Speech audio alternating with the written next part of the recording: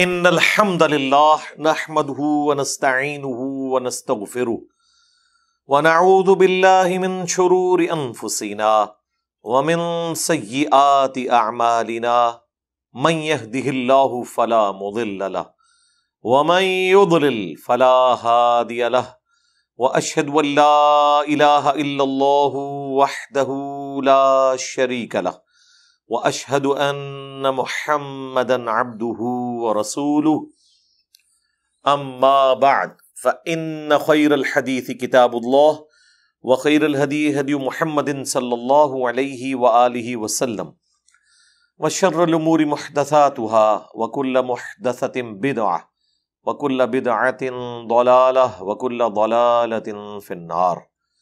اعوذ بالله السميع العليم من الشيطان الرجيم من همزه ونفخه ونفثه.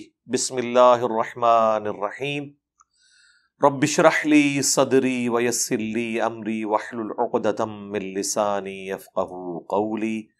بسم اللہ الرحمن الرحیم. ان اللہ وملائکتہ یصلون علی النبی یا ایہا الذین آمنوا صلوا علیہ وسلموا تسلیما. اللہم صلی علی محمد وعلی آل محمد کما صلیت علی ابراہیم وعلی آل ابراہیم انک حمید مجید. اللہم بارک علی محمد وعلی آل محمد کما بارکت علی ابراہیم وعلی آل ابراہیم انک حمید مجید. اللہم ربنا آتنا فی الدنیا حسنۃ وفی الآخرۃ حسنۃ وقنا عذاب النار. ربنا آتنا من لدنك رحمة وهيئ لنا من أمرنا رشدا. ربنا آتنا في الدنيا حسنة وفي الآخرة حسنة وقنا عذاب النار. ربنا آتنا من لدنك رحمة وهيئ لنا من أمرنا رشدا. لا إله إلا أنت سبحانك إني كنت من الظالمين. حسبنا الله ونعم الوكيل. یا حی یا قیوم برحمتک استغیث ولا حول ولا قوة الا باللہ العلی العظیم. اعوذ باللہ من الشیطان الرجیم. بسم اللہ الرحمن الرحیم. اذ یریکہم اللہ فی منامک قلیلا. اور یاد کرو جب اللہ تعالیٰ نے آپ کو کافروں کا لشکر خواب میں تھوڑی تعداد میں دکھایا.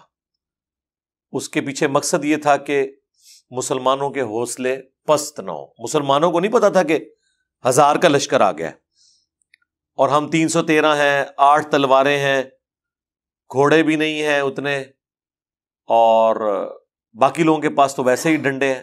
وہ تو میں نے بتایا تھا کہ وہ تو ابو سفیان کے قافلے کے لیے مسلمان نکلے تھے. راستے میں اللہ تعالیٰ نے معجزانہ طور پہ یہ نبی علیہ السلام کو بشارت دے دی کہ نہیں, اب آپ کو ہم ابو جہل سے ٹکروائیں گے. جو 1000 کا لشکر لے کر آ رہا ہے وہ آیا اس لیے تھا کہ ابو سفیان کے قافلے کی حفاظت کرے. ابو سفیان اپنے قافلے کو لے کر نکل گئے سمندر کے کنارے اور ان کا آمنا سامنا ہو گیا. تو اب مسلمانوں کو تو نہیں پتا تھا کہ سامنے لشکر کتنے, حوصلے پست ہو جاتے ہیں جب یہ پتا چلے کہ 3 گنا بڑا لشکر اور وہ اسلحے سے لیس ہے.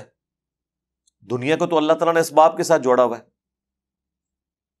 اب یہ دیکھیں بڑا سخت فتویٰ آ رہا ہے. یہ بات اگر ہم خود کر دیں تو لوگ کہیں گے یہ تو گستاخی کر دی آپ نے صحابہ کرام کی, اور ان صحابہ کی کہ جن سے افضل ہے ہی کوئی نہیں ہے, صحابہ بدر.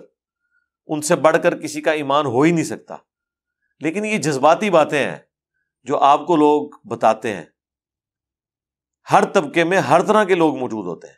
اب نبی علیہ السلام کو اللہ تعالیٰ نے خواب میں ان کی تعداد کم دکھائی اور اس کی ریزن اللہ تعالیٰ بتا رہا ہے. وَلَوْ أَرَاكَهُمْ كَثِيرًا. اگر اللہ تعالیٰ آپ کو وہ لشکر بڑا دکھاتا جتنا کہ وہ تھا, لَفَشِلْتُمْ, تو تم ضرور ہمت ہار دیتے, ڈسپلن لوز ہو جاتا کہ یار ہماری تو تیاری نہیں ہے, یہ کیا ہو گیا, اچانک ہمارے اوپر یہ جنگ تھوپ دی گئی. ضرور تم ہمت ہار دیتے. وَلَا تَنَازَعْتُمْ فِي الْأَمْرِ, اور ضرور تم اس امر میں اللہ کے حکم میں جھگڑا کرتے کہ کوئی اور راستہ نکل آئے, جنگ ٹل جائے. کچھ لوگوں نے کیا بھی. وَلَٰكِنَّ اللَّهَ سَلَّمَ, لیکن اللہ تعالیٰ نے اس معاملے میں تمہیں بچا لیا. اور بچایا کس طرح کہ وہ تعداد کثرت میں نہیں دکھائی، قلت میں دکھائی، تاکہ حوصلے پست نہ ہو. انہ علیم بذات الصدور، بے شک وہ تو سینوں کے چھپے ہوئے رازوں کو بھی جاننے والا ہے. یعنی اللہ تعالیٰ کو پتا ہے کہ کس کا ایمان کس لیول کا ہے. سب کچھ صرف ایمان کی بنیاد پہ نہیں چل رہا ہوتا، اسباب پہ بھی نظر ہوتی ہے. لیکن مسلمان کا ایٹیچیوڈ یہ ہے کہ اسباب پورے اختیار کرے جتنے گیون سرکمسٹانسز میں ہے، اس کے بعد مسبب الاسباب کے اوپر نظر رکھے. صرف مسبب الاسباب پہ بھی نظر نہ ہو، صرف اسباب کے اوپر بھی تکیہ نہ ہو. وَإِذْ يُرِيكُمُوهُمْ إِذِ الْتَقَيْتُمْ فِي أَعْيُنِكُمْ قَلِيلًا، اور یاد کرو جب اللہ تعالیٰ نے دکھایا تمہیں لشکر کفار، جبکہ تمہارا مقابلہ ان سے ہونے والا تھا تمہاری نگاہوں میں قلیل. وَيُقَلِّلُكُمْ فِي أَعْيُنِهِمْ، اور اللہ تعالیٰ نے تمہیں بھی ان کی نظر میں تھوڑا دکھایا. یعنی انہوں نے کہا تھے تھوڑے جنے، انہوں نے بھی کہا تھے تھوڑے جنے، تو اس کا اینڈ رزلٹ کیا ہوگا؟ نبڑ لینا، گھمسان کا رن پڑے. کافروں کو تو ظاہر تھوڑا نظر آنا ہی تھا، ہے ہی وہ 1/3 تھے، بالکل کم نظر آیا. اور مسلمانوں کو بھی نظر آیا تھوڑے سے ہیں، تاکہ پورے جوش کے ساتھ لڑے. کیونکہ اللہ تعالیٰ اس لڑائی کے بعد اس دن کو یوم الفرقان بنانے والا تھا، حق اور باطل کے فیصلے کا دن. یعنی پورے حالات و واقعات اللہ نے موزوں کر دیے اس جنگ کے لیے. جو پچھلی دفعہ آیا تھا کہ اگر تم پوری کوشش بھی کرتے تب بھی اس ٹائم پہ سامنے نہ آتے اس لشکر کے. اللہ نے حالات ایسے پیدا کیے کہ ایگزیکٹلی ابو جہل وہاں سے لشکر لے کے آ گیا، یہاں سے مسلمانوں کا لشکر پہنچ گیا. تو دونوں کو ایک دوسرے کی نظر میں کم دکھایا. لِيَقْضِيَ اللَّهُ أَمْرًا كَانَ مَفْعُولًا، تاکہ جو اللہ تعالیٰ نے تقدیر میں طے کیا ہوا ہے کہ یہ اللہ کا امر ہے، اس کا حکم ہے، وہ پورا ہو کر رہے. وَإِلَى اللَّهِ تُرْجَعُ الْأُمُورُ، اور اللہ کی طرف تمام اعمال لوٹائے جاتے ہیں. یا ایھا الذین آمنوا، اے اہل ایمان، اذا لقیتم فئۃ، جب جنگ میں تمہارا آمنا سامنا ہو کافروں کے ساتھ، فاثبتوا، تو دیکھنا ثابت قدم رہنا، واذکروا اللہ کثیرا، اور اللہ کو خوب یاد کرنا، لعلکم تفلحون، تاکہ تم کامیاب ہو جاؤ. یعنی ایک تو ہمت دکھانی ہے، اس کے بعد اللہ کا ذکر کرنا ہے، اللہ کی طرف متوجہ رہنا ہے، پھر تمہیں اللہ تعالیٰ کامیابی دے گا. یعنی صرف دعائیں کرنے سے کچھ نہیں ہونا. جس طرح ہم لوگوں کو جب کوئی آتے ہیں لوگ، ہم کہتے ہیں بھائی تھوڑا حوصلہ کرو یار، کیا ہو گیا، زندگی ختم ہو گئی ہے. یہ وہی چیز ہے. اللہ تعالیٰ فرما رہا ہے کہ ثابت قدم رہنا ہے، اللہ کو بھی یاد کرنا ہے، اللہ تمہاری مدد فرمائے گا. وَأَطِيعُوا اللَّهَ وَرَسُولَهُ، اور اطاعت کرو اللہ کی اور اس کے رسول کی. وَلَا تَنَازَعُوا، اور تنازع کھڑا نہ کرنا. جو تمہارا لیڈر تمہیں حکم دے اس کی خلاف ورزی نہیں کرنی، ڈسپلن کو لوز نہیں کرنا. جو کچھ آپ کو پتا ہے اس کے بعد غزوہ احد میں ہو گیا تھا، وہاں پہ تنازع ہی تو ہوا تھا. صحیح بخاری میں موجود ہے، نبی علیہ السلام نے فرمایا کہ تم دیکھو کہ ہماری لاشیں چیل اور کوے اٹھا رہے ہیں، تب بھی تم نے 50 بندوں نے یہ دھرا نہیں چھوڑنا، لیکن 35 نے چھوڑ دیا، صرف 15 رہ گئے. خالد بن ولید یہ منظر دیکھ رہے تھے، کافروں کی طرف سے آئے ہوئے تھے، وہ اس درے کے پیچھے سے آئے اور حملہ کیا، اور 70 کے قریب مسلمان شہید ہوئے، خود نبی علیہ السلام کے دان مبارک بھی شہید ہو گئے. وہ وہاں پہ بھی سورہ ال عمران میں جو کمنٹری آئی ہے نا، وہاں پہ بھی یہی اللہ تعالیٰ نے فرمایا کہ اللہ نے اپنا وعدہ پورا کر دیا تھا، تمہیں فتح ہو گئی تھی، لیکن تم نے وہاں تنازع کر دیا اور رسول اللہ کی حکم عدولی کی، اور جس کا اینڈ رزلٹ یہ نکلا کہ مسلمان تو شہید ہوئے تھے، اللہ کے نبی کے بھی دانت شہید ہو گئے، کیونکہ اللہ کا تو کوئی رشتہ دار نہیں ہے. ہاں آپ لاکھ کہتے ہیں جو کچھ بھی ہے تیرے محبوب کی امت سے. محبوب جب دنیا میں موجود تھے نا، امت نے کام ڈالا تو اس کا رزلٹ نکلا امت کے اوپر بھی، اور خود نبی علیہ السلام بھی امت کی وجہ سے آپ کو بھی تکلیف کاٹنی پڑی. آج تو دنیا میں آپ موجود نہیں ہیں. آج اگر امت غلط کام کرے گی تو کچھ بھی ہے تیرے محبوب کی امت میں ہے یہ کہہ کے جان نہیں آپ چھڑا سکتے. اگر تم نے تنازع کھڑا کیا اللہ اور اس کے رسول کی اطاعت کرو اور تنازع نہ کھڑا کرو فتفشلوا تو دیکھنا اس طرح پھر تم کم ہمت ہو جاؤ گے وتذهب ريحكم اور تمہاری ہوا اکھڑ جائے گی. یہ محاورتاً بات ہے، ہوا اکھڑ جائے گی یعنی جس طرح کے یعنی ثابت قدم انسان ہوتا ہے نا وہ والا معاملہ نہیں رہے گا. پھر جس طرح ہوا اکھڑتی ہے جب تو آپ کو پتا ہے پھر جتنی بھی چیزیں زمین کے اوپر ہیں وہ ادھر ادھر ماری پھرتی ہیں جیسے آندھی چلتی ہے، اس طرح تمہاری بھی ہوا اکھڑ جائے گی. وَاصْبِرُوا اور صبر اختیار کرنا. ان اللہ مع الصابرین بے شک اللہ تعالیٰ صبر کرنے والوں کے ساتھ ہے. اللہم اجعلنا منہم. اب اللہ تعالیٰ نے کافروں کا بھی ایک نقشہ کھینچا ہے کہ وہ کتنے غرور کے اندر آ رہے تھے. مسلمانوں کا ایٹیچیوڈ اس طرح کا نہیں ہونا چاہیے جو کافروں کا آگے بیان ہو رہا ہے. لیکن پھر بھی تقدیر غالب آئی. غزوہ حنین کے موقع پر مسلمانوں میں بھی تھوڑا سا تکبر آ گیا کہ بدر میں ہم 313 تھے، آج تو ہم 12,000 ہیں، کافر ہم سے کم ہے تعداد میں. تو پھر اللہ تعالیٰ نے فرمایا کہ دیکھ لو سورہ توبہ کے اندر اللہ تعالیٰ نے فرمایا کہ پھر تمہیں بھاگنے کی جگہ بھی نہیں مل رہی تھی. 12,000 کا لشکر ہی اکھڑ گیا، صرف 80 بندے حضور کے ساتھ رہ گئے. بخاری مسلم میں آئے نبی علیہ السلام کو فرنٹ سے خود لیڈ کرنا پڑا. انا النبی لا کذب انا ابن عبد المطلب، میں نبی ہوں اس میں کوئی شک نہیں ہے، میں عبد المطلب کا بیٹا ہوں. یہ عرب کے اندر یعنی جو قبائل کی جو امپورٹنس ہے وہ اتنی تھی. نبی علیہ السلام کے دادا کو تو جانا جاتا تھا نا کعبے کے متولی کے طور پر، تو لیڈر نے فرنٹ سے لیڈ کیا. لیکن 12,000 کے لشکر میں 80 بندوں کا رہ جانا، جبکہ فتح مکہ بھی ہو چکی ہے. غزوہ حنین فتح مکہ کے بعد ہوا ہے.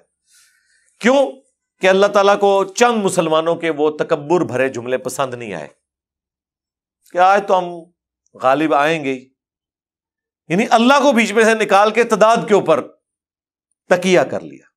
اسباب ضرور اختیار کرنے ہیں لیکن مسبب الاسباب کو بیچ میں سے نہیں نکالنا. اور یہ ہوتا ہے جب تعداد آپ کی زیادہ ہونا تو خام خواہ پھر بندہ اس طرح کی کیفیت میں چلا جاتا ہے. یہاں کافروں کے بارے میں آ رہا ہے وَلَا تَكُونُوا كَالَّذِينَ خَرَجُوا مِن دِيَارِهِمْ. دیکھنا ان لوگوں کی مانند نہ ہونا جو لوگ جب اپنے گھروں سے نکل رہے تھے یعنی مکے سے مسلمانوں کے ساتھ لڑائی کرنے کے لیے بَطَرًا وَرِيَاءَ النَّاسِ، تو وہ اترا بھی رہے تھے اور لوگوں کا دکھلاوا بھی کر رہے تھے. وہ بڑھ کے مارے سے تک لانگے سی نس گئے سن نہ اتوں آ جان گے نا ساڈے قابو. وہی والی بات، یعنی وہ جو مختلف قسم کے جو ڈان قسم کے لوگ ہوتے ہیں جو بڑے لڑائیاں لڑنے والے لوگ ہیں وہ بھی ساتھ ہیں اور لوگ ان کو تیش بھی دلا رہے ہوں گے ہاں جی جناب پتہ لگ جائے گا ان چلے ہو نا لڑائی واسطے، تو وہ بھی آگے تک لیں گے ایسی. یہ وہی والی بات، وہ جو اس قسم کے نا لوگوں کو دکھانے کے لیے بڑے بڑے جملے بول رہے تھے اور بڑے اکڑ رہے تھے. وَيَصُدُّونَ عَن سَبِيلِ اللَّهِ، اور یہ وہ لوگ تھے جو اللہ کے راستے سے روکا کرتے تھے. وَاللَّهُ بِمَا يَعْمَلُونَ مُحِيطٌ، اور اللہ تعالیٰ نے تو اپنے علم کے ذریعے انہیں گھیرا ہوا تھا. اللہ تعالیٰ نے تو فیصلہ کیا ہوا تھا کہ جتنا کوئی اکڑ رہے ہیں ان کے ساتھ کیا ہونی. سب سے بڑا تو اس امت کا فرعون بھی تھا، اس میں ابو جہل کیسی مٹی پلید کروائی 2 بچوں کے ہاتھوں، اور گردن اتارنے کے لیے عبداللہ ابن مسعود آئے جن کا وہ مذاق اڑایا کرتا تھا کہ یہ پتلی ٹانگوں والا. وہ سینے پہ چڑھا، اس نے گردن اتار کے رکھ دی. لیکن ان کو تو نہیں پتا تھا کہ کیا ہونے والا ہے. اللہ کے نبی کو اللہ نے بتا دیا تھا. صحیح مسلم میں حدیث ہے، حضرت عمر کہتے ہیں نبی علیہ السلام غزوہ بدر سے 1 دن پہلے میدان بدر میں آئے اور آپ نے اپنی چھڑی سے نہ زمین پہ نشان لگائے. کہا یہاں کل عتبہ کی لاش پڑی ہوگی، کل یہاں شیبہ کی لاش پڑی ہوگی، کل یہاں ابو جہل کی لاش پڑی ہوئی ہوگی. اب اللہ کے نبی فرما رہے ہیں تو وہ صحابہ کہتے ہیں کہ اگلے دن ایگزیکٹلی انہی جگہوں پہ وہ لاشیں پڑی ہوئی تھی. وہ آنے والا منظر نبی علیہ السلام کو اللہ تعالیٰ نے دکھا دیا. اور حضور نے یہ باتیں اس لیے کی تاکہ مسلمانوں کا مورائل بھی بلند ہو، اور مسلمانوں کو بھی پتا تھا کہ اگر اللہ کے نبی کی زبان مبارک سے یہ بات نکلی ہے تو یہ ایسے ہی ہوگا. تو ویسے ہی کانفیڈنس آپ کا آسمانوں پہ چلا جاتا ہے. یعنی آپ کی کرکٹ ٹیم کو پتا چل جائے کسی میچ کے اندر کہ جڑا تہاڈا مخالف ٹیم ہے اس کا فلاں پلیئر جو ہے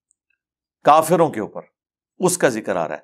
وَلَوْ تَرَىٰ، اور کاش تم وہ دیکھ لو منظر، اِذْ يَتَوَفَّى الَّذِينَ كَفَرُوا الْمَلَائِكَةُ يَضْرِبُونَ، کہ جب کافروں کی موت کا وقت آتا ہے تو فرشتے مارتے ہیں انہیں. یضربون وجوہہم وادبارہم، ان کے چہروں پر اور ان کی پیٹھ کے اوپر ہتھوڑے مارتے ہیں جب ان کی موت کا وقت قریب آتا ہے،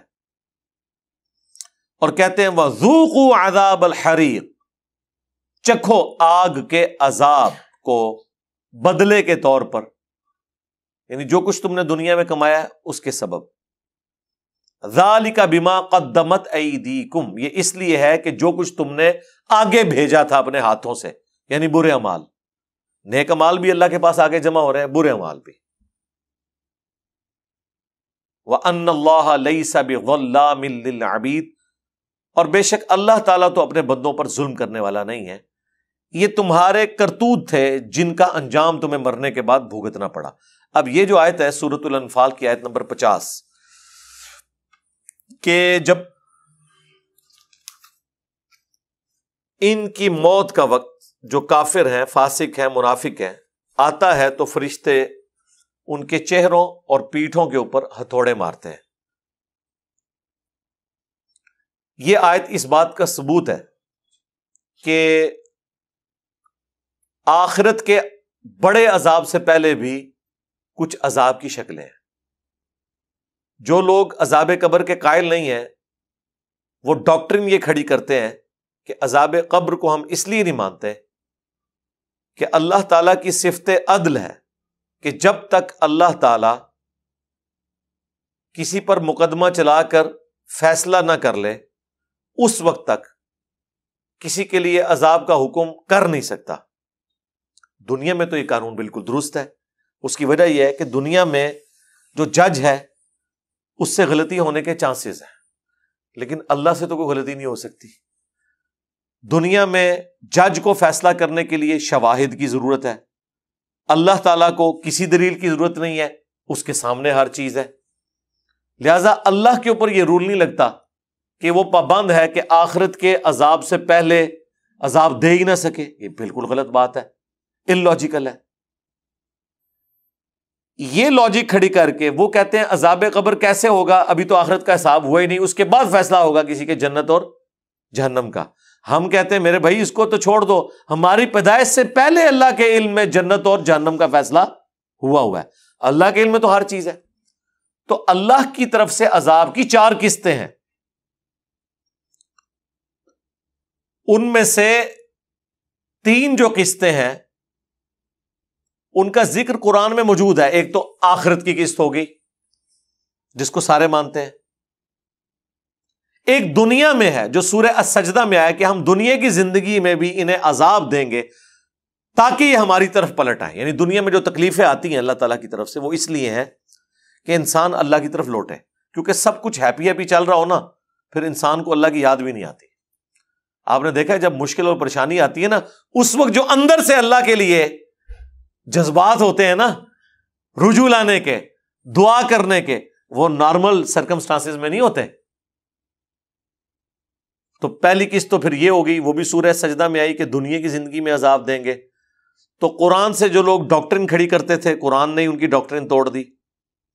دوسری قسط موت کے وقت، وہ یہ آیت سورۃ الانفال کی آیت نمبر 50 کہ ابھی ان کی موت نہیں آئی ہے اور ان کے منہ اور پشتوں پہ فرشتے مارتے ہیں اور کہتے ہیں آؤ عذاب کی طرف. اور ساتھ ہی دیکھ لیں عذاب کا بھی وہ کہہ رہے ہیں. اب مرنے کے بعد کس عذاب میں وہ داخل ہو رہے ہیں؟ عذاب برزخ. انڈائریکٹلی عذاب قبر کا ہی ذکر ہے. آپ اسے برزخ کہہ لیں، آپ اسے قبر کہہ لیں، اور پھر اس چکروں میں پڑ جاتے ہیں وہ جی جو بندہ سمندر میں ڈوب گیا اس کی قبر کدھر ہے، اور جو شیر کے پیٹ میں چلا گیا اس کی قبر کی طرف. اور بھائی قبر تو ایک استارے کے طور پر ہے.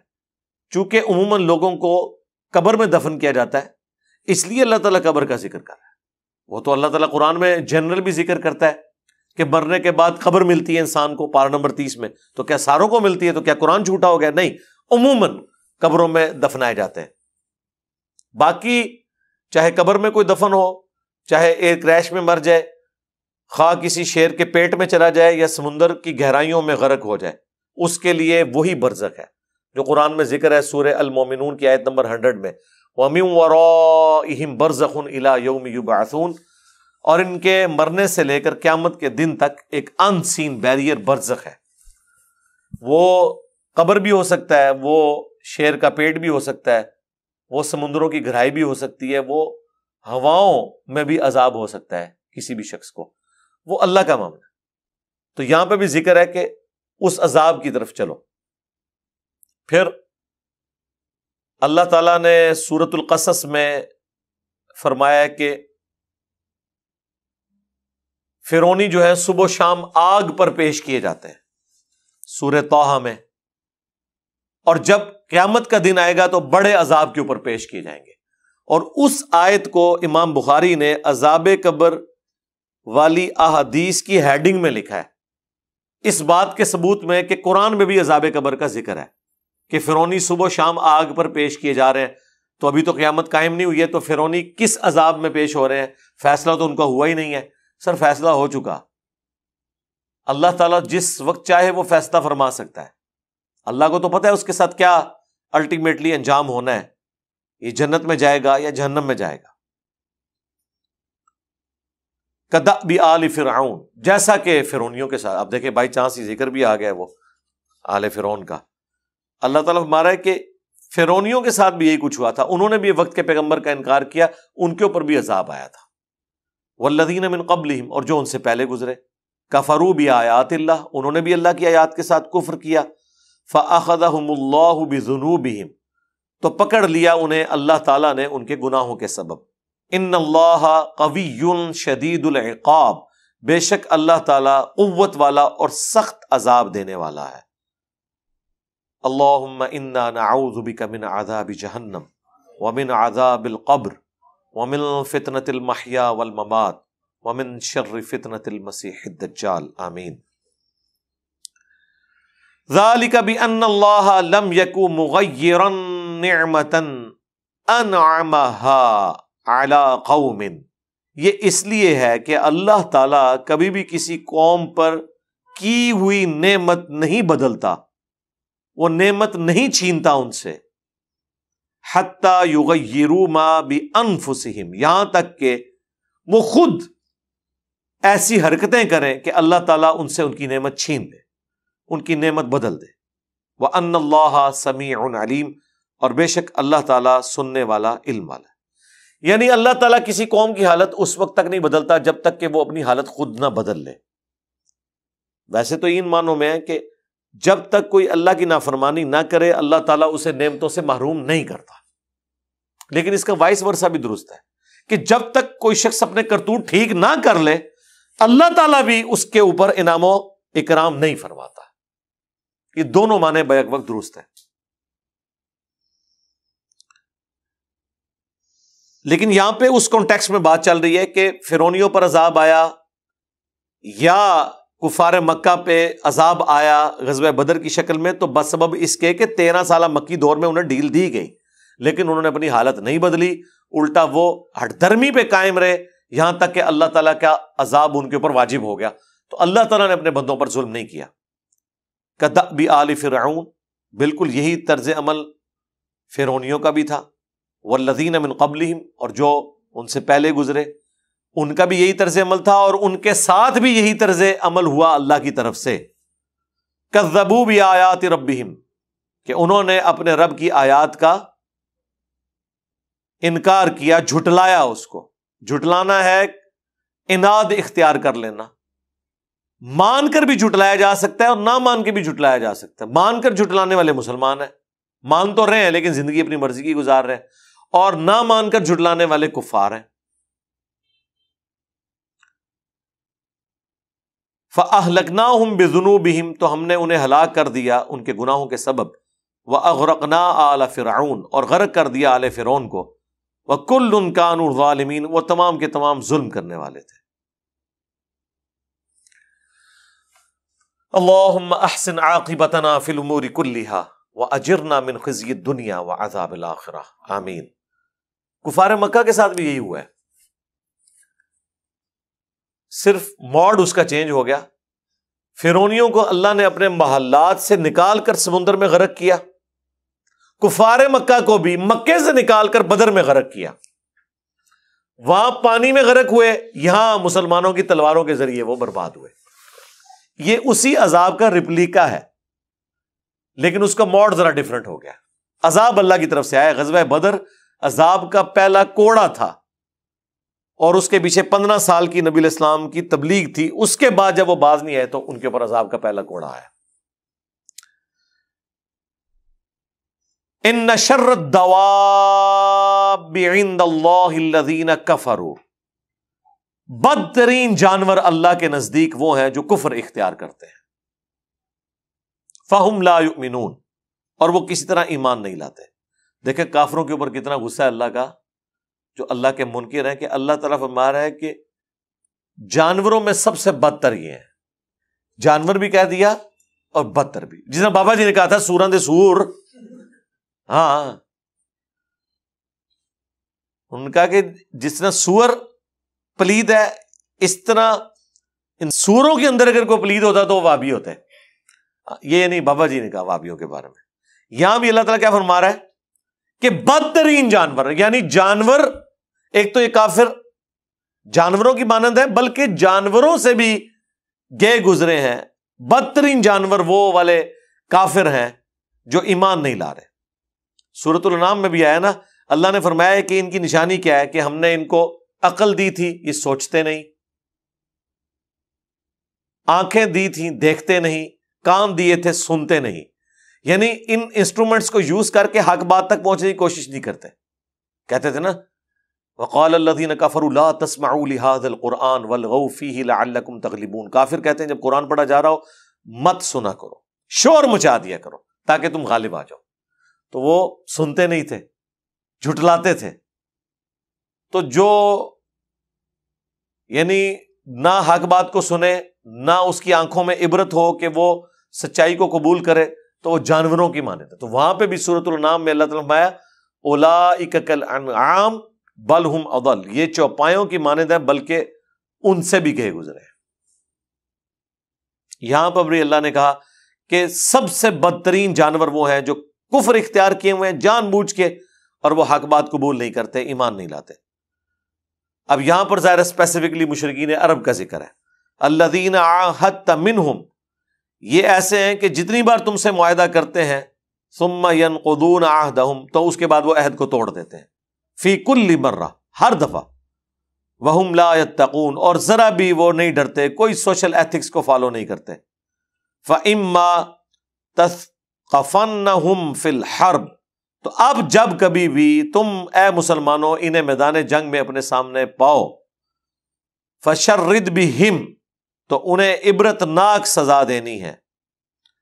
من خلفہم لعلہم یذکرون، یہاں تک کہ وہ پیٹ پھیر کر بھاگ جائیں، منتشر ہو جائیں، تاکہ وہ سمجھ سکیں. جو بچ جائیں گے وہ کوئی عبرت حاصل کر دیں گے، جو مر گئے وہ تو مر گئے. وَإِمَّا تَخَافَنَّ مِنْ قَوْمٍ خِيَانَةٍ، اور اگر تمہیں کسی قوم سے خیانت کا ڈر ہو، فَانبِذْ إِلَيْهِمْ عَلَى سَوَاءٍ، تو ان کا معاہدہ ان کی طرف پھینک دو. ان اللہ لا يحب الخائنین، بے شک اللہ تعالی خیانت کرنے والوں کو پسند نہیں فرماتا. یہ وہ آیت ہے سورہ الانفال کی آیت نمبر 58، جس کا میں نے کافی دفعہ حوالہ بھی دیا ہے کہ قرآن یہ کہتا ہے کہ جس قوم کے ساتھ تمہارا معاہدہ ہے نا، اگر تمہیں خطرہ ہے نا کہ یہ تمہارے ساتھ خیانت کریں گے، تو پھر اس معاہدے کو اعلانیہ توڑنا ہے ان کی طرف، کہ بھئی آج کے بعد تمہارا ہمارا معاہدہ ختم، اب تیاری کر لو، ہم تم پر چڑھائی کریں گے. اسی آیت کے کانٹیکس میں جامعہ ترمذی میں اور سنن ابی داؤد میں حدیث ہے کہ حضرت معاویہ رضی اللہ تعالیٰ عنہ کے دور ملوکیت کے اندر مسلمانوں کا ایک معاہدہ تھا رومن امپائر کے ساتھ. جب اس معاہدے کی مدت پوری ہونے والی تھی تو تھوڑی دیر پہلے ہی حضرت معاویہ نے اپنی فوجیں لا کر ان کے بارڈر پہ بٹھا دی، تاکہ جیسے ہی معاہدے کی ڈیٹ ختم ہو تو ہم ان پہ یکبار حملہ کر دیں اور ان سے علاقہ چھین لیں. تو وہاں پہ ایک سینئر صحابی کھڑے ہوئے، انہوں نے اپنے گھوڑے کو ایڑی لگائی اور وہ لشکر میں سامنے آ کے کھڑے ہو گئے کہ میں تمہیں یہ کام نہیں کرنے دوں گا، کیونکہ اللہ کے نبی علیہ السلام نے فرمایا تھا کہ جس قوم سے تمہارا معاہدہ ہو، جب تک اعلانیہ اس معاہدے کو نہ توڑو ان پر تم حملہ نہیں کر سکتے۔ آپ دیکھیں یہاں پہ لوگ کہتے ہیں محبت اور جنگ میں سب کچھ جائز ہے، اسلام میں ایسا نہیں ہے، اسلام میں رولز کو آپ نے فالو کرنا ہے۔ اور اس کی اصل حدیث کی یہ والی آیت ہے کہ اگر تمہیں خطرہ ہے نا یہ آپ کے ساتھ ہینکی وینکی کریں گے، یعنی یہ خطرہ ہے کہ ہم نے معاہدہ نہ توڑا تو یہ توڑ کے ہم پہ حملہ نہ کر لیں، اگر یہ پتہ چل گیا تو اعلانیہ ان کو بلا کے کہو کہ بھی آج کے بعد تمہارا ہمارا معاہدہ ختم، ہم نہیں رکھنا چاہتے یہ معاہدہ۔ ان کو بھی ٹائم دو، اپنا بھی ٹائم لو، اور پھر جنگ لڑو اور فیصلہ کر لو۔ وَلَا يَحْسَبَنَّ الَّذِينَ كَفَرُوا سَبَقُوا، اور ہرگز نہ خیال کرے کافر کہ وہ بچ جائیں گے، انہم لا یعجزون، وہ کبھی بھی اللہ کو عاجز نہیں کر سکتے۔ اب ظاہر ہے یہ مشرکین عرب سے بات ہو رہی ہے کہ تمہارے اب تباہی کا فیصلہ ہو چکا ہے، یا تو ایمان اب بھی قبول کر لو، پچھلی دفعہ بھی آیات آئی تھی کہ ابھی بھی اگر توبہ یہ کرو گے نا تو اللہ چھوڑ دے گا، لیکن اگر پھر آئے تو پھر عذاب آئے گا۔ کچھ نے توبہ کر لی لیکن پھر کچھ غزوہ احد میں آ گئے، اس میں بھی کئی ایک مارے گئے، تو یہ اللہ کو عاجز نہیں کر سکیں گے۔ اب یہ اگلی آیت جو ہے سورہ الانفال کی آیت نمبر 60، یہ وہ مشہور آیت ہے جو عموماً فوجی پریڈز کے اندر شروع میں تلاوت کی جاتی ہے۔ کبھی 14 اگست کا موقع آ جائے، 23 مارچ کا، 6 ستمبر کا، تو یہ آیت پڑھی جا رہی ہوتی ہے کہ آپ نے اپنے آلات جنگ جو ہے نا وہ کافروں کے مقابلے پہ تیار رکھنے ہیں۔ وَأَعِدُّوا لَهُم مَّا اسْتَطَعْتُم مِّن قُوَّةٍ، اور تیار رکھو جتنی بھی طاقت ہو سکتی ہے نا اپنی استطاعت کے اندر، وہ تیار رکھو۔ وَمِن رِّبَاطِ الْخَيْلِ، اور موٹے تازے تندرست قسم کے گھوڑے، ترہبون بہ عدو اللہ وعدوکم، تاکہ یہ جو جنگی سامان ہے نا، تلواریں، نیزے، تیر، پلے ہوئے گھوڑے، یہ وہ چیزیں تھیں جو اس زمانے میں ایک سمجھ لیں آلات جنگ تھے، یہ سارے تیار رکھو تاکہ تمہارا روب رہے تمہارے دشمنوں کے اوپر، اللہ کے دشمنوں کے اوپر، وآخرین من دونہم، اور ان دشمنوں پر بھی جن کو تم جانتے نہیں ہو، جو ان سین دشمن ہے، جو اس انتظار میں ہے کہ جو دونوں میں سے کمزور ہوا ہم بھی اس پہ چڑھ دوڑیں گے، تو اپنے آلات جنگ تیار رکھو۔ اب ظاہر یہ ایک بڑی واضح آیات ہے، اس وقت مسلمانوں کے لیے اسپیسیفکلی ضروری تھی، کیونکہ اللہ تعالیٰ نے تو انہی مسلمانوں سے مستقبل میں رومن اور پرشین امپائر کو قادسیہ اور یرموک میں غرق کروانا تھا، تو تیاری تو شروع کرنی تھی۔ اس زمانے میں تو یہ نہیں ہو سکتا تھا کہ نگاہ مار کے تو دشمن کی فوج کو ختم کر دیں، یا دعا کرنے سے دشمن کی توپ میں کیڑے پڑ جائیں، ایسے تو نہیں ہو سکتا تھا۔ آلات جنگ تو تیار رکھنے ہیں۔ اسی کی بنیاد پہ ہم یہ کہتے ہیں کہ لیٹسٹ جو اسلحہ ہے وہ فوج کی ذمہ داری ہے کہ وہ تیار رکھے، اور آپ کی ذمہ داری ہے کہ اپنے ٹیکسز سے اتنا بجٹ مینج کریں کہ ہم اپنے دشمنوں کے خلاف ڈیٹرنس کے لیے ہمارے پاس فوج کے پاس جدید اسلحہ ہونا چاہیے۔ ظاہر ہے آج کل جنگیں توپوں ٹینکوں سے تو نہیں ہوگی، اب تو ایئر فورس چاہیے، ہمیں ایٹم بم چاہیے، اور ایٹم بم کو پھینکنے کے لیے میزائل بھی چاہیے۔ خالی ایٹم بم کیا کرنا ہے، گھوڑے پہ تو نہیں بھیجنا آپ نے، نہ وہ F-16 پہ جا سکتا ہے۔ اس کے لیے آپ کو ایسے انسٹرومنٹس چاہیے کہ اس ایٹم بم کو راستے میں کوئی اٹیک نہ کر سکے، تو اس کے لیے تو پھر صرف میزائل ہی ہیں۔ تو اس کے تحت آج کل آپ نے گھوڑے نہیں، ویسے تو گھوڑے بھی آج کل یوز ہوتے ہیں، جتنے یہ پہاڑی علاقے ہیں آج بھی خچر اور گھوڑوں کے ذریعے اوپر سامان جاتا ہے، لیکن اب اتنا یعنی اس اعتبار سے اس کی ضرورت نہیں رہی ہے۔ تو یہ تو ایک استارے کے طور پر ہے نا کہ گیون سرکمسٹانسز میں جتنی چیزیں، جیسا کہ بخاری مسلم میں حدیث ہے کہ طاقت پھینکے ہوئے ہتھیاروں میں ہے، یہ نبی اسلام کا فرمان ہے۔ اور آپ مسجد نبوی کے اندر بخاری مسلم میں آتا ہے کہ باقاعدہ ٹریننگ کرواتے تھے نیزوں کی اور تیروں کی، اور فرماتے تھے کہ طاقت جو ہے وہ پھینکے ہوئے ہتھیاروں میں ہے۔ آج بھی دنیا مان رہی ہے کہ طاقت پھینکے ہوئے ہتھیاروں میں ہے، میزائل بھی تو پھینکا جاتا ہے نا، یہاں سے آپ اپنے گھر سے بیٹھ کے سکون سے پھینک رہے ہیں, اس کے لیے آپ کو وہاں نہیں جانا پڑ رہا. اس زمانے میں تیر دور سے پھینک کے آپ دشمن کو مار سکتے تھے, اس کے لیے تلوار اٹھا کے اس کے سامنے جائیں گے تو عین چانس ہے, عین ممکن ہے کہ خود بھی مارے جائیں. تو یہ تو مشکل جنگ ہے, بالکل دو بدو لڑنا. اس کی بجائے جو پھینکے ہوئے ہتھیار ہیں اس میں آپ کی سیکورٹی بھی زیادہ ہے اور طاقت بھی زیادہ ہے. آج بھی پھینکے ہوئے ہتھیار جو ہیں ہمیشہ سے, چاہے پہلے وہ توپیں تھی, پھر ٹینک آئے, اب تو ایئر فورس کے ذریعے, اور پھر ڈرون اٹیکس اور میزائل پروگرام, یہ سارے کے سارے جتنی بھی چیزیں ہیں سب پھینکے ہوئے ہتھیار ہی ہیں نا. تو آج کے اعتبار سے انہیں تیار رکھنا ہے تاکہ تمہارے دشمنوں کے اوپر تمہارا روب ہو. جو اللہ کے دشمن ہیں, تمہارے دشمن ہیں, اور ایسے دشمن بھی جنہیں تم جانتے نہیں ہو. لا تعلمونہم, تم انہیں جانتے نہیں ہو. اللہ یعلمہم, اللہ انہیں جانتا ہے. تمہارے وہ دشمن نہ نظر آنے والے. ظاہر ہے جی اسلحے کے ذریعے تو ایک ڈیٹرنس تو ہے. اب قرآن کی یہ آیت بھی یہ بتا رہی ہے کہ صرف مسبب الاسباب پہ آپ نے نظر نہیں رکھنی, اسباب بھی اختیار کرنے ہیں. مجھے بڑی حیرانگی ہوتی ہے جب آپ کو بزرگوں کے واقعات سنائے جاتے ہیں کہ نگاہ ماری اور یہ کر دیا, پورا شہر الٹ کے رکھ دیا. تو یہ نگاہیں صحابہ کرام اور نبی الاسلام کیوں نہیں مارتے رہے؟ ان کو تو اللہ تعالیٰ کہہ رہا ہے کہ اپنا اسلحہ پورا تیار رکھو, گھوڑے تیار رکھو.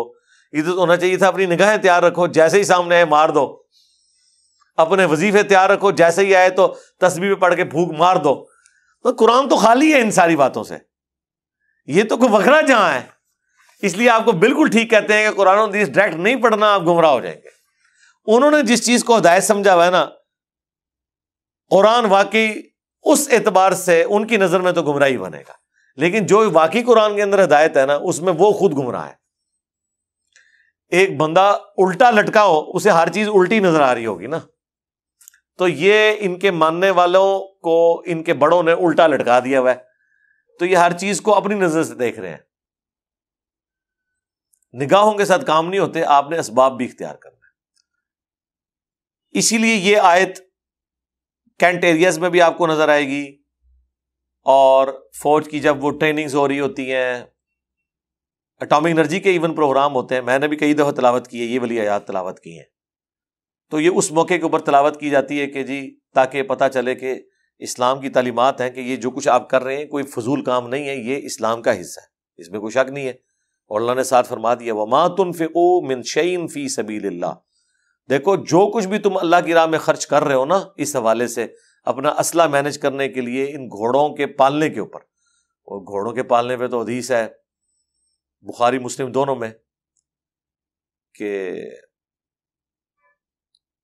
اللہ تبارک و تعالی جو ہے نا, جو اللہ کی راہ میں تم ایک لقمہ بھی خیرات کرتے ہو نا, تو اللہ تعالی اپنا دایاں ہاتھ آگے بڑھا کے اسے وصول کرتا ہے جیسا کہ اس کی شان کے لائق ہے, اور اس کی پرورش کرتا ہے جس طرح کہ تم گھوڑے کی پرورش کرتے ہو, اور وہ پھر احد پہاڑ جتنا ہو جاتا ہے.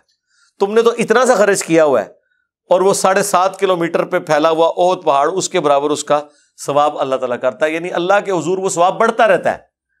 تم تو اتنا کر کے سائڈ پہ ہو گئے تھے جس طرح تم گھوڑے کی پرورش کرتے ہو. تو یہاں پہ اللہ تعالیٰ مارا کہ جو کچھ بھی تم خرچ کر رہے ہو نا اللہ کی راہ میں, وَمَا تُنْفِقُوا مِنْ شَيْءٍ فِي سَبِيلِ اللَّهِ يُوَفَّى إِلَيْكُمْ, وہ اللہ تعالیٰ تمہیں واپس لوٹائے گا پورا پورا بدلہ. وَأَنْتُمْ لَا تُظْلَمُونَ, اور تم پر کوئی ظلم نہیں ہوگا. پورا پورا کیا, وہ تو 700 گنا تک لوٹایا جائے گا. سورہ البقرہ میں آیا.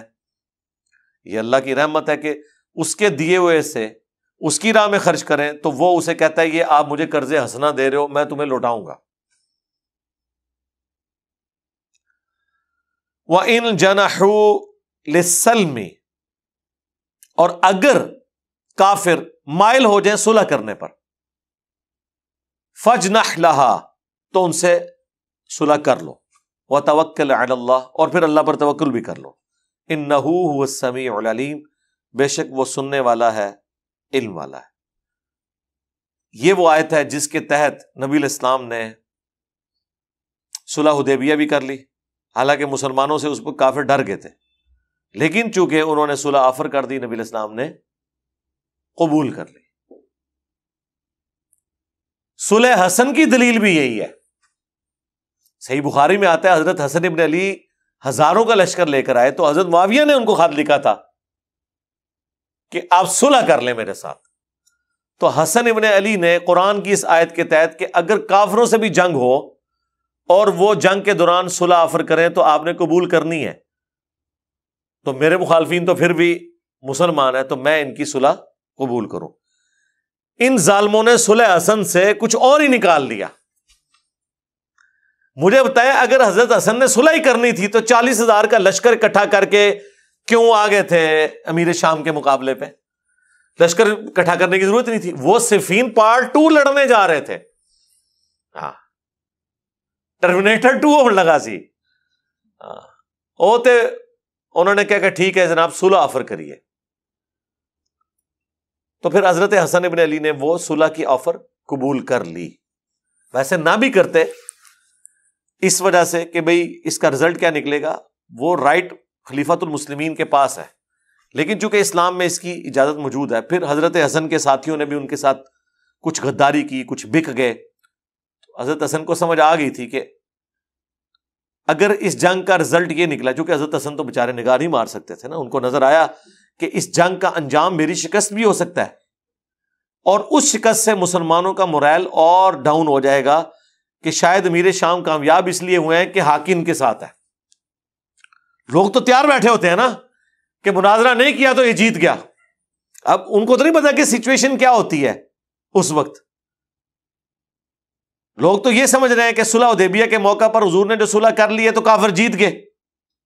ایون حضرت عمر نے بھی, صحیح بخاری میں آتا ہے, مسلم میں بھی آتا ہے, نبی الاسلام کے ساتھ تھوڑا مس بہیو بھی کر دیا, اور بعد میں وہ پوری زندگی کہتے تھے کہ مجھے سوچتا تھا کہ میں نے اتنی جرت کیوں کی کہ یا رسول اللہ کیا ہم حق میں نہیں ہیں, کیا ان کے مقتولین جہنم میں, ہمارے مقتولین جنت میں نہیں ہیں. حضور ہر بات پہ کہہ رہے ہیں ہاں ایسا ہی ہے, ہاں ایسا ہی ہے, پھر ہم کیوں صلح کر رہے ہیں؟ تو حضرت عمر کو حضور نے ایک ہی جواب دیا, عمر میں اللہ کا رسول ہوں. اس کے بعد تو کوئی گنجائش نہیں رہ جاتی. لیکن وہاں سے نکلے حضرت ابوبکر سے آ کے بات کی. حضرت ابوبکر نے تو پھر ان کو ڈانٹا, ان کا یار کیا بات کر رہے ہو, وہ اللہ کے رسول ہیں. اور پھر اللہ تعالیٰ نے اس پہ آیات نازل کی, انا فتحنا لک فتحا مبینا, آج تو ہم نے آپ کو روشن فتح دے دی ہے. صلح حدیبیہ جو بظاہر کافروں کی فتح ہے, یہ اصل میں آپ کی فتح ہے, کیونکہ اس میں سے تو ابو بصیر والا معجزہ ہونے والا تھا, اور وہ پوری کایا کلب ہونے والی تھی, ہمیشہ کے لیے ان مروسوں سے جان چھوٹنے والی تھی, جو بدر میں بھی چڑھائی کرنے آگے, احد میں بھی آگے, خندق میں تو ساروں کو جمع کر کے آگے. اللہ نے فرمایا ہم نے اے نبی آپ کو روشن فتح دے دی ہے. بخاری مسلم میں آتا ہے کہ جنگ صفین کے موقع پر بھی حضرت سہل ابن حنیف نے بھی حضرت علی کے ان ساتھیوں کو جو صلح کے اوپر آمادہ نہیں تھے تحکیم پر, ان کو پھر یہی حوالہ دیا تھا صلح حدیبیہ کا, کیونکہ وہاں پہ حضرت معاویہ نے بھی حضرت علی کے ساتھ یہ والی آفر کی, اور وہ تو خیر چکر بازی سے کی نا, وہ نیزوں پہ قرآن اٹھا لیے جب جنگ ہارنے لگے. تو اس کی وجہ سے پھر ظاہر ہے مسلمان اب سامنے ایک دوسرا مسلمان قرآن نیزے پہ اٹھا کے آیا ہوا ہے, آج بھی کوئی جرت نہیں کرے گا یارا تو قرآن کی بے رحمتی ہوگی. دیکھو جس طرح آج کل بھی لوگ ڈرامہ بازی کرتے ہیں نا, کبھی عورتوں کو اور بچوں کو شیلڈ بنا لیتے ہیں اپنی, انہوں نے قرآن کو شیلڈ بنا لیا. حالانکہ حضرت علی اس وقت سمجھاتے رہے کہ یہ ڈرامہ کر رہے ہیں, الٹیمیٹلی اس کا انجام برا ہونے کا, نہیں جی نہیں صلح کرنی چاہیے جی, قرآن کا بھی حکم ہے. اور جب حضرت علی تحکیم پہ آئے پھر وہی لوگ خارجی بھی بن گئے کہ جی یہ تو واجب القتل تھا, آپ اس سے صلح کر رہے ہیں. اندازہ کریں ایک ٹکٹ میں کتنے مزے لوگ کرتے ہیں, ایک مسئلہ حل کریں دوسرا نکال لیتے ہیں.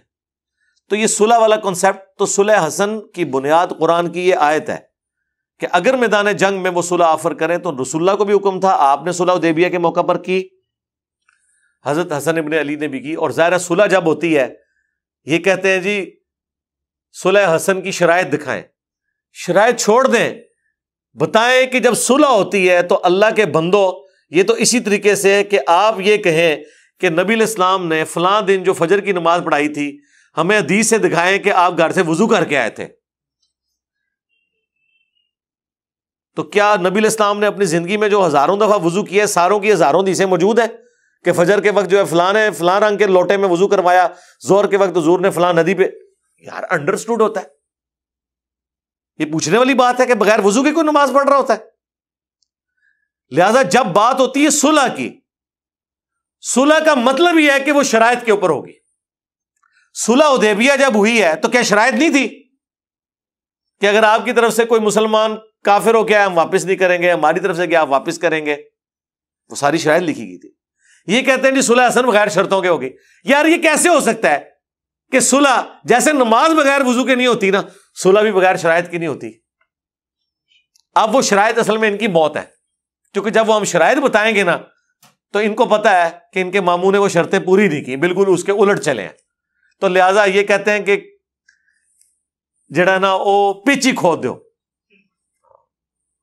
بہرحال آج وہ صلح منسوخ ہے۔ کربلا کے بعد صلح حسن منسوخ ہو چکی ہے۔ جب آپ نے حسن کے بچے کو قتل کر دیا، حسن کے بھائی کو قتل کر دیا، حسن کی اولاد قتل کر دی، حسین کی اولاد قتل کر دی، اگر حسن ابن علی کربلا کے موقع پر نکل آئے اور انہیں پتہ چلے کہ ان کے بھائیوں اور ان کی اولاد کے ساتھ یہ سلوک کیا بنو امیہ نے، تو کہیں گے یار میں نے صلح اس لیے کی تھی کہ تم نے آخری شرط جو تھی وہ بھی نہیں پوری کی، باقی تو نہیں کی سوائے ایک خمس دینے کے مال غنیمت میں، وہ بھی اللہ نے حصہ رکھا قرآن میں۔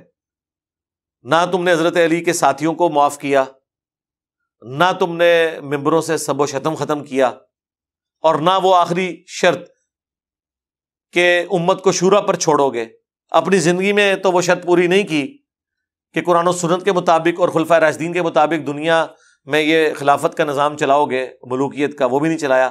آخری ایک امید تھی کہ جاتے جاتے شاید امت پہ کوئی رحم کر جاؤ، وہ بھی نہیں کیا، الٹا اپنے بیٹے کو مسلط کر کے اور اہل بیت کے ساتھ یہ ظلم کیا الٹیمیٹلی۔ تو صلح حسن تو ویسے ہی منسوخ ہو چکی ہے، اس کا تو کوئی ذکر نہ کرے، اور جو ہوئی بھی تھی وہ ٹریٹی تھی، شرائط کے تحت ہوئی تھی، اور اس کی اصل یہ ہے، صلح حدیبیہ کی بھی اصل یہ ہے کہ اگر کافر صلح پر آمادہ ہو تو صلح کر لو، وتوکل علی اللہ، اور پھر اللہ پر توکل کرنا، پھر یہ ٹینشن نہ لینا کہ اب صلح کی ہے اس وقت تو ہم ان کو دبا سکتے تھے، اللہ تعالیٰ اس میں سے بہتری نکالے گا۔ صلح حسن میں سے بھی بڑی بہتری نکلی ہے۔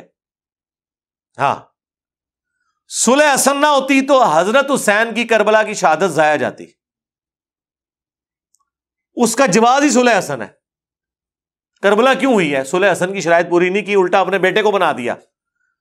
تو حضرت حسین کی شہادت اور ان کا 20 سال تک خاموش رہنا اس بات کا ثبوت تھا کہ یار یہ 20 سال تم نے لیے تو تم نے کیا کر لیا ہے؟ قاتلین عثمان سے کیا بدلہ لے لیا ہے؟ نہیں۔ تو وہ 20 سالہ دور نے وہ انٹینشن، الٹا حضرت عثمان کی اولاد میں سے کبھی کسی نے قصاص عثمان کی بات کی تو اسے تھریٹ کر دی کہ اندر نام ہی نہ لئی اس چیز کا۔ جس طرح آج بھی آپ دیکھتے ہیں نا،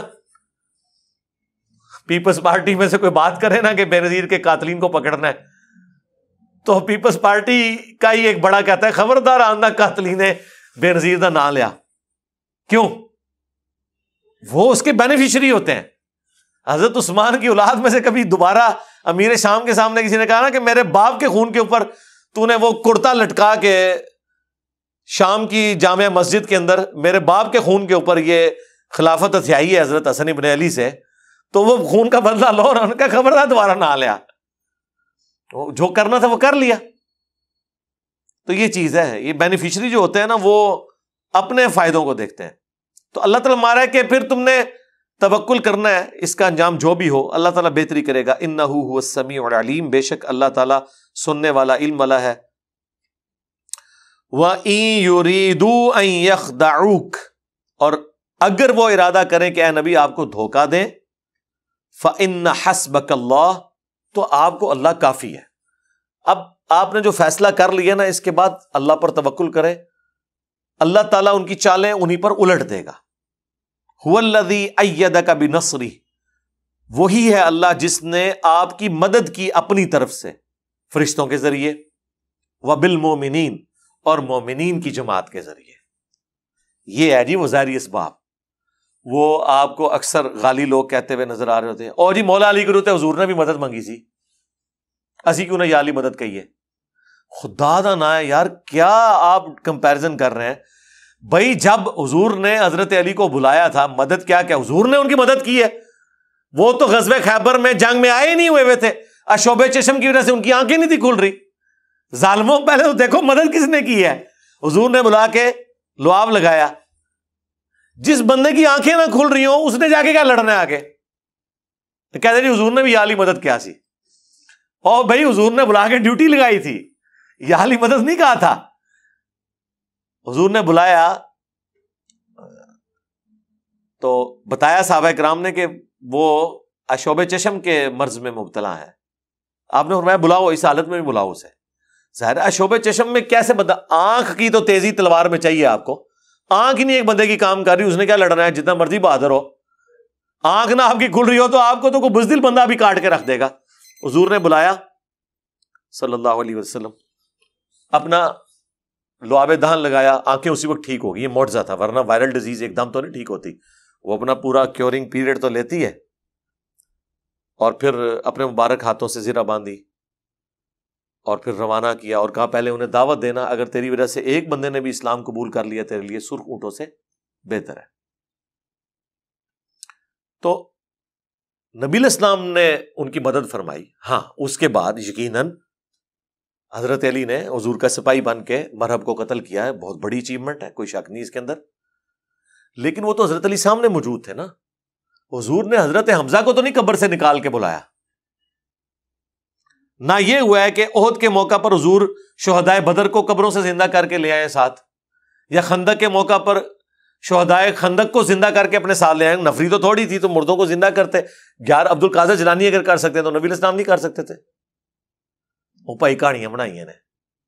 اللہ کے بندو، یہ ایک ہی واقعہ حضرت عیسیٰ ابن مریم کے بارے میں بھی، وہ بھی وقتی طور پہ صرف ان کے نبوت کے اعلان کے لیے وہ مردہ زندہ ہو کے کہتا تھا یہ اللہ کے نبی ہیں، نال ہی مر جاتا سی.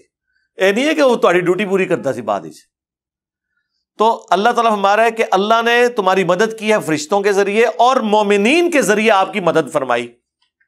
یعنی مومنین مشکل کشا ہے رسول اللہ کے، اگر ان کے والا ترجمہ کیا جائے یہی ہے نا کہ اللہ نے مدد کی ہے اپنی طرف سے اور مومنین کے ذریعے آپ کی مدد فرمائی ہے. تو مومنین کس کی مدد کر رہے ہیں؟ نبی صلی اللہ علیہ وسلم کی. جب نبی علیہ السلام کی مدد کر رہے ہیں تو مشکل کشا کون ہوا؟ نبی علیہ السلام یا مومنین؟ نہیں میرے بھائی، یہ ہے اسباب. یہ وہ ہیں کہ کہتے ہیں جی امی سے روٹی نہ مانگیں. جب ہم کہتے ہیں یا علی مدد ثابت نہیں ہے، کہتے ہیں جی امی سے بھی تو روٹی مانگتے ہیں. بھائی امی تو سامنے موجود ہے. یہاں پہ بھی جو حضور کے ساتھی سامنے موجود تھے وہ ظاہری اسباب تھے. حضور کے ساتھ حواری تھے. من انصاری اللہ، اگے بھی پڑھو قال الحواریون نحن انصار اللہ. 12 بندے نے کیا ایسی نال آئے تھے، نہیں کہ مردے قبرہ تو نکل ہے، کیا عیسیٰ ہم آپ کے ساتھ ہیں، لے جاؤ جتنے لے کے جانا نے. سانو مثالیں دیتے ہیں سامنے اور زندوں کی، اور ہمیں بتاتے ہیں یہ ان لوگوں کے بارے میں جو 1400 سال پہلے دنیا سے گزر گئے. جی وہ زندہ نے، وہ سرکار زندہ نے، ادھر نہیں زندہ، اللہ کی جنتوں میں. اور یہ ایک کوئی گال ہوئی نا. اچھا ایک کو گال ہوئی ہے تو پھر شہید کی بیوہ شہید کے مرنے کے بعد دوسری شادی کیوں کر لیتی ہے؟ ایک کوئی گال ہوئی آئے انہوں داڑھ تھلے. ہاں وہ نہیں، وہ زندگی اور ہوندی ہے. ہاں بس ہوں سمجھ آ گئی تمہیں. تو اللہ تعالیٰ فرما رہا ہے کہ ہم نے اے نبی آپ کی مدد اپنی طرف سے کی اور اہل ایمان کو آپ کی مدد کا ذریعہ بنایا. اب اگلی آیت بھی اس سے جڑی ہوئی ہے، لیکن انشاءاللہ ہم اس کو اگلی دفعہ ڈسکس کریں گے، اس پہ تفصیلی گفتگو انشاءاللہ ہوگی. اللہ تعالیٰ سے دعا ہے کہ جو حق بات میں نے کی ہمارے دلوں میں راسخ فرمائے. اگر جس بات میں میرے منہ سے کوئی غلط بات نکل گئی تو اللہ تعالیٰ ہمارے دلوں سے دھو ڈالے، ہمیں معاف بھی فرما دے. سبحانک اللہم و بحمدک، اشہد ان لا الہ الا انت، استغفرک و اتوب الیک، وما علینا الا البلاغ المبین. جزاکم اللہ خیرا.